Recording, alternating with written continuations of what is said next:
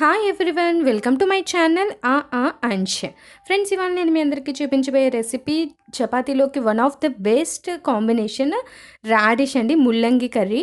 ముల్లంగి అంటే మనం రెగ్యులర్గా ఇంట్లో చేసుకోవడం చాలా తక్కువ, కానీ ఇది హెల్త్కి చాలా మంచిది. వాటర్ కంటెంట్ ఎక్కువ ఉంటుంది, అలాగే ఒంట్లో ఉన్న వేడి తగ్గిస్తుంది, అలాగే ఫ్రీ మోషన్ అవ్వడానికి, మోషన్ ప్రాబ్లం ఎవరికైనా ఉంటే ఫ్రీ మోషన్ అవ్వడానికి ఇది చాలా హెల్ప్ఫుల్ అవుతుంది.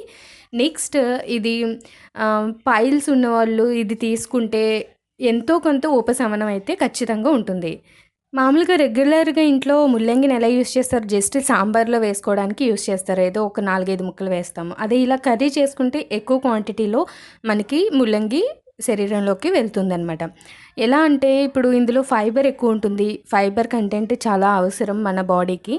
సో ఈ రెసిపీ ఎలా చేయాలో, ఏం చేయాలో చూసేద్దాం రండి. ఫస్ట్ ఒక ఫ్రైయింగ్ ప్యాన్ పెట్టుకొని ఆయిల్ వేసుకోండి. ఆయిల్ హీట్ అయిన తర్వాత ఆవాలు వేయండి. చిటుపెట్లాడిన తర్వాత 2 లవంగాలు, చిన్న దాల్చిన చెక్క ముక్క వేయండి.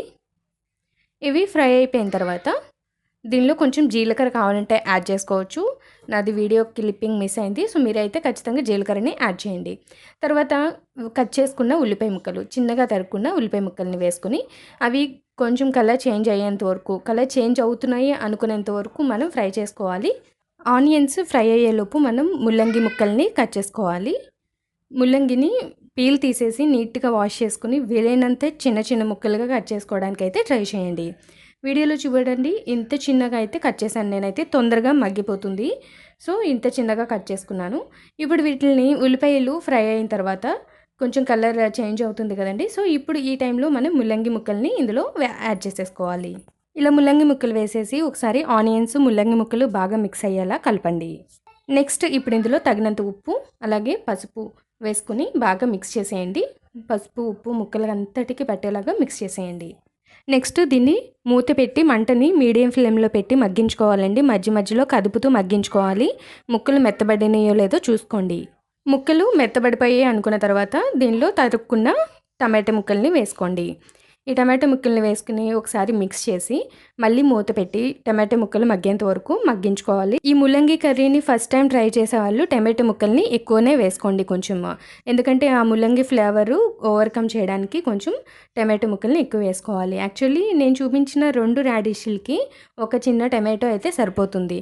మీరు రెగ్యులర్గా అంటే కొంచెం కొంచెం ఆ ఫ్లేవర్ అలవాటు అయిన తర్వాత, ముల్లంగి ఫ్లేవర్ అలవాటు అయిపోయింది, పర్లేదు మనం ముల్లంగి తినగలం అనుకున్నప్పుడు మీరు టమాటో క్వాంటిటీని తగ్గించుకోవచ్చు.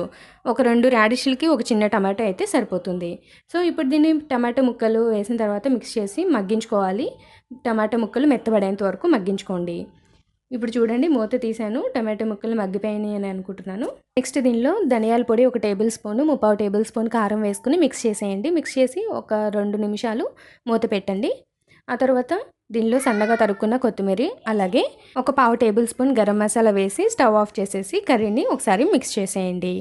అంతే, టేస్టీ ముల్లంగి టమాటో కర్రీ రెడీ అయిపోయింది. ఈ ముల్లంగిని మీరు వీలైతే వారానికి 2 సార్లు అయినా, లేదంటే వారానికి ఒకసారైనా తప్పకుండా తీసుకోండి, హెల్త్కి చాలా మంచిది.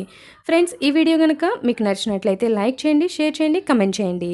మా ఛానల్ని కొత్తగా చూస్తున్న వాళ్ళు సబ్స్క్రైబ్ చేసుకోండి తప్పకుండా. సబ్స్క్రైబ్ చేసిన తర్వాత బెల్ ఐకాన్ మీద ప్రెస్ చేసి 3 ఆప్షన్స్ వస్తాయి, మధ్యలో ఆల్ అనే ఆప్షన్ మీద ప్రెస్ చేయండి.